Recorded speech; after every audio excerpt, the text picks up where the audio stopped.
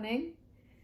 Welcome viewers to this second series of the book reading minutes.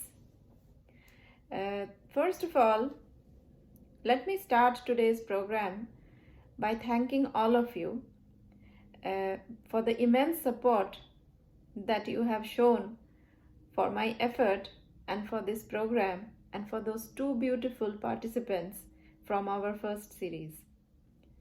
I have received numerous messages via Facebook, also via YouTube channel, and some of you have been so nice and so sweet to send me your positive wishes, good wishes through WhatsApp personally.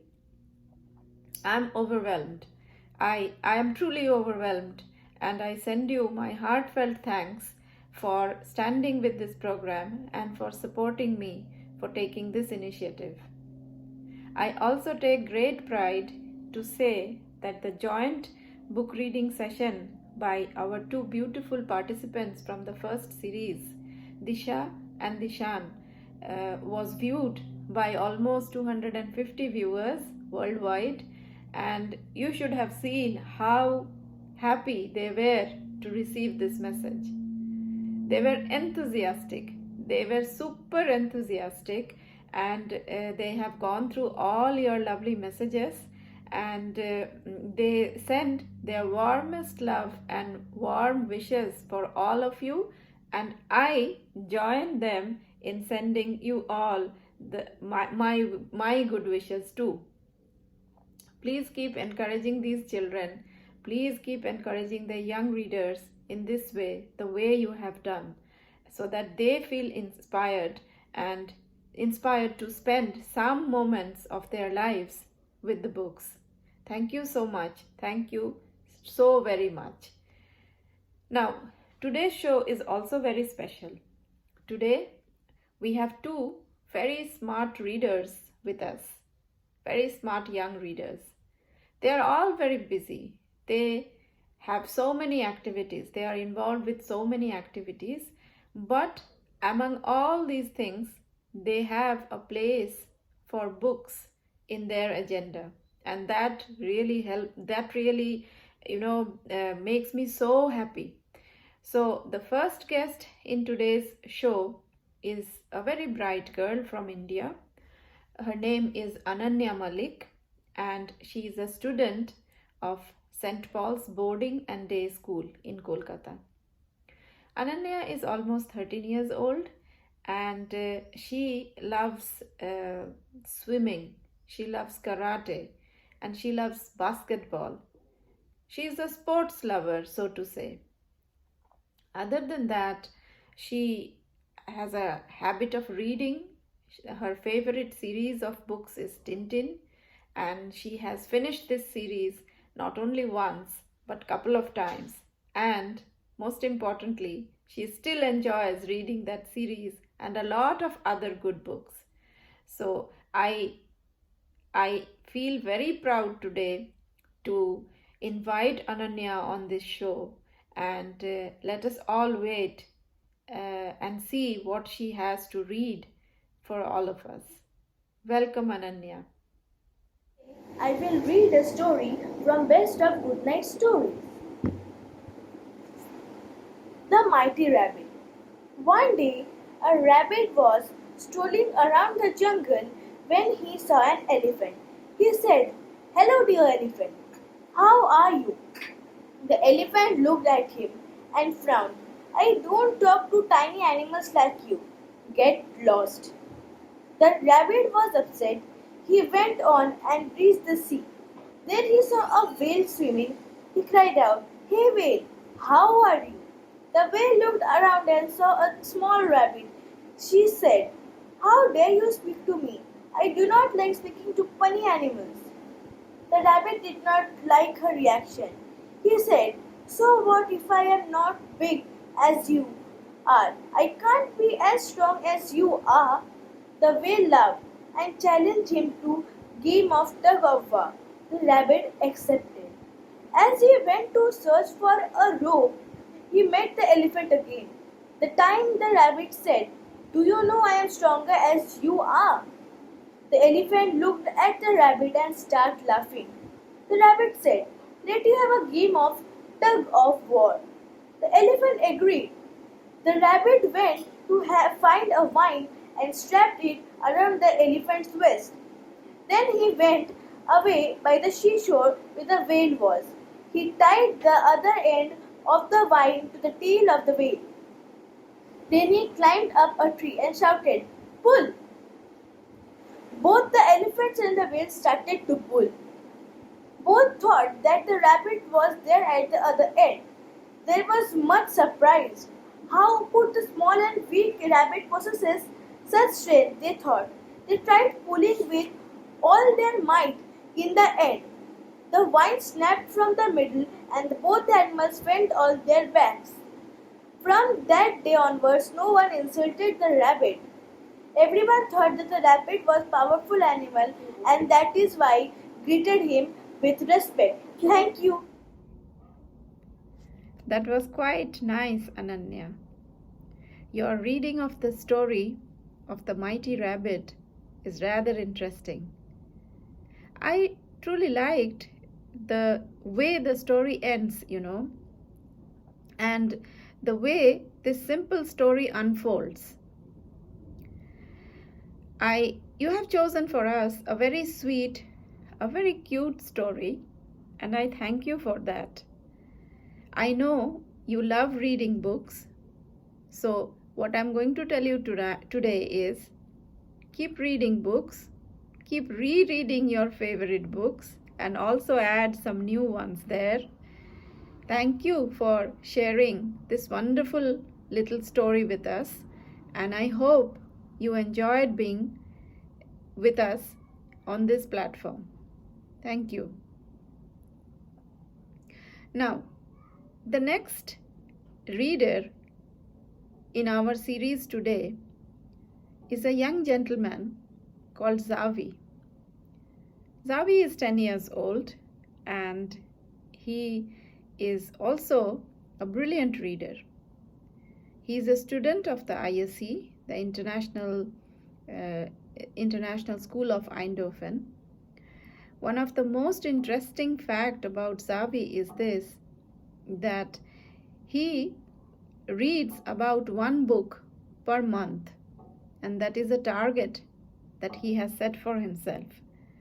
When I heard this, I was super impressed. I mean, how many students can do that? So that is really brilliant of you, Zavi. Reading is a way of relaxing for him. That is what he says. And he picked up this habit quite early in his life, and I admire him for that. Today, he is going to read out from one of his very favorite Harry Potter series books. And since all the books in this series are also my own favorite, so I'm very curious to know which book Zavi has chosen to read from for all of us today. So welcome to the show, Zavi. Hello everyone, today I will be reading J.K. Rowling's Harry Potter, The Order of the Phoenix. Chapter 9, The Woes of Mrs. Weasley. Dumbledore's abrupt departure took Harry completely by surprise. He remained sitting where he was in the change chair, struggling with his feelings of shock and relief. The Wizengamer were all getting to their feet, talking, gathering up all their papers and packing them away. Harry stood up. Nobody seemed to be paying him the slightest bit of attention, except the toad-like witch on Fudge's right, who was now gazing down at him instead of at Dumbledore. Ignoring her, he tried to catch Fudge's eye or Madame Bones's, wanting to ask where he was free to go. But Fudge seemed quite determined not to notice Harry, and Madame Bones was busy with her briefcase. So he took a few tentative steps towards the exit, and when nobody called him back, broke into a very fast walk. He took the last few steps at a run, wrenched open the door and almost collided with Mr. Weasley, who was standing right outside, looking pale and apprehensive. Dumbledore didn't say, "Cleared," said Harry, pulling the door closed behind him. "Of all charges, beaming," said Mr. Weasley. He seized Harry by the shoulders. "Harry, that's wonderful. Well, of course, they couldn't have found you guilty, not on the evidence. But even so, I can't pretend I wasn't—" Mr. Weasley broke off because the courtroom had just opened again. The Wizengamot were filling out. "Merlin's beard!" exclaimed Mr. Weasley wonderingly, pulling Harry aside to let them all pass. "You were tried by the full court?" "I think so," said Harry quietly. One or two of the wizards nodded to Harry as they passed, and a few, including Madame Bones, said "Morning, Arthur" to Mr. Weasley. But most averted their eyes. Cornelius Fudge and the Toad-like Witch were almost lost to leave the dungeon. Fudge acted as though Mr. Weasley and Harry were a part of the wall. But again the witch looked almost surprisingly at Harry as she passed. Last of all to pass was Percy. Like Fudge, he completely ignored his father and Harry. He marched past, clutching a large roll of parchment and a handful of spare quills, his back rigid and his nose in the air. The lines around Mr. Weasley's mouth tightened slightly, but other than this he gave no sign that he had seen his third son.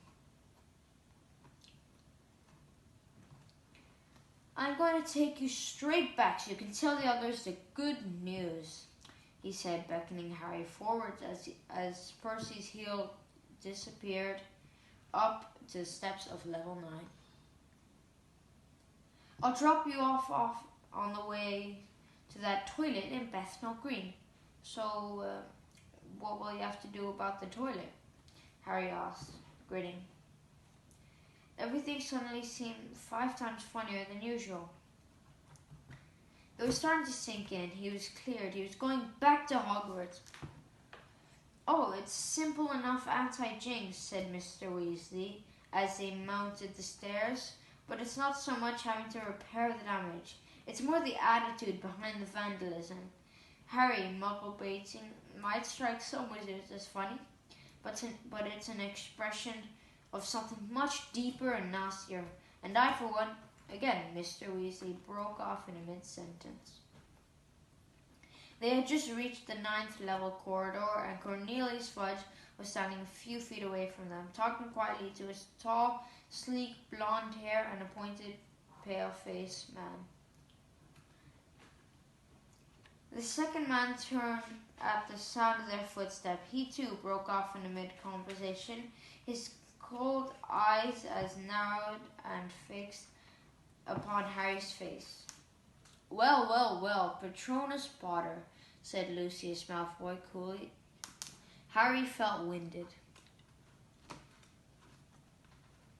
as though he had just walked into something solid. He had seen the last of those cold grey eyes, those slits, and in a Death Eater's hood. Thank you for reading with me today. I hope you liked the book I read, and please subscribe to this channel. Bye. Wow. That was a great reading by you, Zavi. Let me think. This book by J.K. Rowling, if I'm not wrong, this is perhaps the 5th book in the series of Harry Potter, and it talks about Harry's 5th year at Hogwarts School of Witchcraft and Wizardry. You read really well, Zavi, and I'm sure many people before me must have told you about that. I like the way you read, your reading style, the way you emphasize at times on specific words, and then you take those pauses, those relevant pauses to bring in the effect of what is happening in the story at that particular point of time. So all in all, it was an excellent reading, great pronunciation, and very nicely delivered. Thanks a lot for being in our show and reading for us such an interesting chapter from an interesting book. So I hope to see you back in this series sometime later. You read so well, and I have all the great hopes on you that you will be able to keep up with the goal that you have set for yourself, reading one book in 1 month. So hope to see you again. Until then, good reading, good luck, and a very happy time finding new books for yourself from my side. Dear viewers, I am also looking forward to your opinion as to what we can do more in this series. If your children wish to participate in this program, feel free to contact me. And thank you so much for the immense support that you are already showing for this series. So I will take your leave for now. We will meet again next month with 2 fresh, talented, and new young readers. Until then, stay safe. Goodbye. Good luck.